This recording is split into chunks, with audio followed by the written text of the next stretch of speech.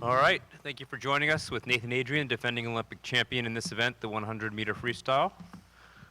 Tonight he returned his ticket to Rio. So Nathan, just go ahead and you had to sit around for a while before tonight, your first final. So tell us how it feels to finally have that behind you. Feels good. I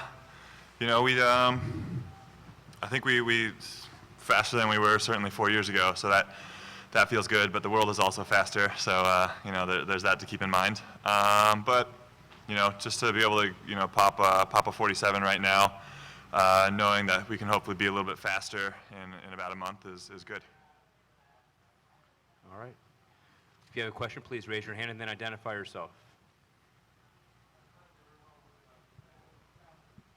Nicole Arbach, USA Today. Nathan, over the last 4 years, was your training, I mean, you obviously, some of your peers have changed coaches or moved or, had life changes.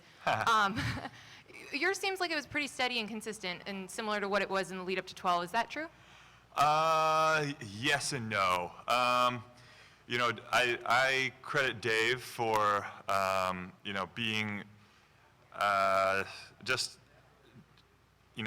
using his knowledge, and we all know that Dave is and has been a very, very successful collegiate coach, and being a little bit malleable to coaching a little bit older athletes, and it's just a little bit different. The physiology is different. I don't know why, but at this point, I find it's super easy to gain strength in the weight room, and it's a lot harder to do the yards in the pool.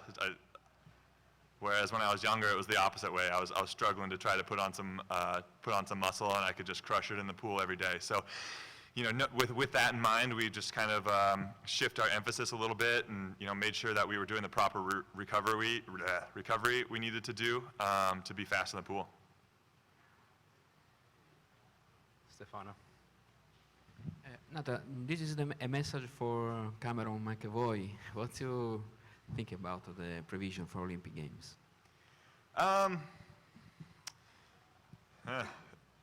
What do I think about? I'm sorry. What do I think about his time, or Yeah, I mean, he's good.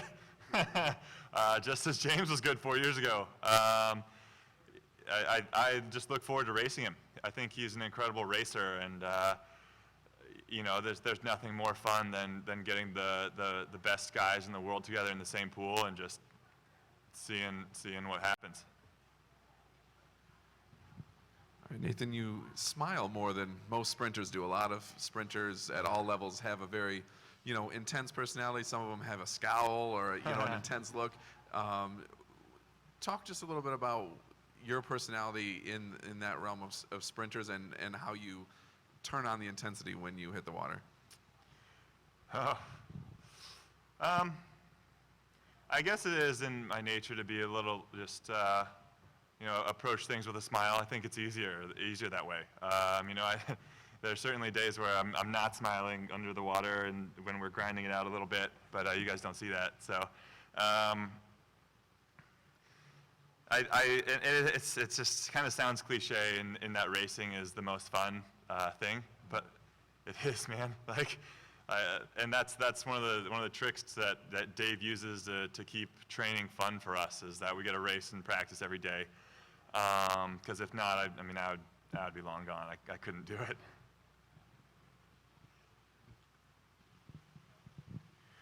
Nathan, there was a time when you were not smiling a lot. I think that's back in your distance days with Jay Benner. And how did that work that you did with him back then prepare you for your days at Cal and as you move forward to one of the premier sprinters in the world? I think I don't have any sort of education in physiology, so I couldn't give you a specific reason why doing a ton of aerobic training as a child and all that stuff benefited me now moving towards an anaerobic type event. But I can say that Jay did an amazing job of instilling a work ethic in me, and really teaching, swimming. I think swimming as a sport, but Jay specifically taught me ownership over swimming, and that what I put in is what I'm going to get out. And I think that's one of the reasons why swimming is such a popular sport today. Nathan, you were talking in the mix zone a little bit about like motivation and kind of day to day and how your friends have jobs in the real world. Can you can you kind of elaborate on that a little bit and kind of how you do push yourself day to day, you know, as a pro, and it's kind of, you know, a different lifestyle? Yeah, sure. So one example is that you know, we spend a lot of downtime at these meets. Like Scott said, I mean, I'm stuck sitting in the hotel room for a long time, watching the races, getting excited, you know, eating my sandwiches in bed, and then, you know, sending a Snapchat, for instance, of me trying to you know, throw my sandwich wrapper into the trash can. And I sent that to a bunch of my friends, and they were like, "Oh, dude, I think that's one of my chairs," and you know, they're chair salesmen. And that was like the exciting part of their day, you know? And I'm happy for them, and you know, they're my best friends, but you know, I get to race, and I get to sit here in front of you guys and you know, have dreams about trying to win Olympic gold. So you know, that's what keeps me motivated, and just to, again, it's swimming is such an objective sport, and the glass ceiling is just, it's not been reached. So it's exciting to just try to push yourself, and like kind of you alluded to earlier, like how do we change things? And like, I'm excited to be on a team with David Plummer, who, a guy, I mean, I'm sorry, is he 31, 32? He's older than I am, and he keeps improving, and that's awesome. Like, I want to talk to him. I want to be like, "Hey, dude, what are you doing? Like, this is great. Let's you know, see what things that you're doing that you feel like has made you improve, and how can I incorporate that into what I'm doing?" Paul? Nathan, how hard is it to stay on top? I don't know. I mean, it's pretty hard. I don't think no one has gone back-to-back in major international competitions in the 100s for a while now, right? I was 2012, James was 13, Cam was 14, the Chinese guy was 15. It's not easy. So, you know, and going back before that, I guess James was 11, I was 10, go me. 9 Caesar, and then 8 was Bernard or Eamon. I mean, it's crazy, right? There's a lot of turnover. So I think that's what makes it so exciting. Peggy? Hi, Nathan. Not to belabor this, and I hope I don't get too personal, but back to the chair salesman. They obviously, there are a lot of people who are jealous of your life, who look at your life and go, "Wow, you know, that would be the coolest thing ever to do what he's doing." But is there anything about your friends' lives that you kind of look at sometimes when you're 27 now and go, "Wow, that's something that I would like to have"? Job security.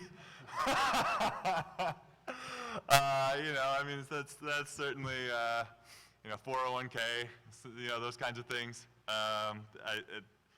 There's you know, pros and cons to everything, but that's the way it goes.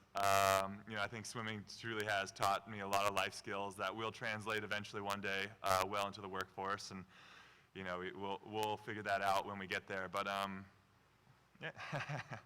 Yeah, those guys have a good time, but I mean, it is hilarious that I was just like, I mean, I sent him a Snapchat of me trying to make a thing, like, "Whoa, dude, check if that's our chair or not." I was like, all right, whatever.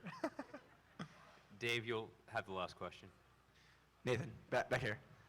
So there's been a lot of pessimism about the American 400 free relay over the past couple years. Obviously, what happened in Kazan last year, a good example of that. Mm-hmm.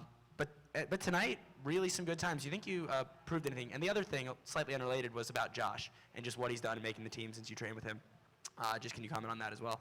Yeah, I mean, you know, to say I'm proud of Josh would be belittling to him, but I'm proud of being a product of the same system that Josh came from. I mean, he swam that race so incredibly smart, and that was just so cool to watch, you know. I mean, he was behind by a good margin in the first 25, first 50, and you know, I mean, I was right next to Murph, who was already on the team, and by the third 50, or sorry, by about the 150, when he was turning, I think he was third at that point, we were like, dude, Josh has got it. He might set that world record. We both knew.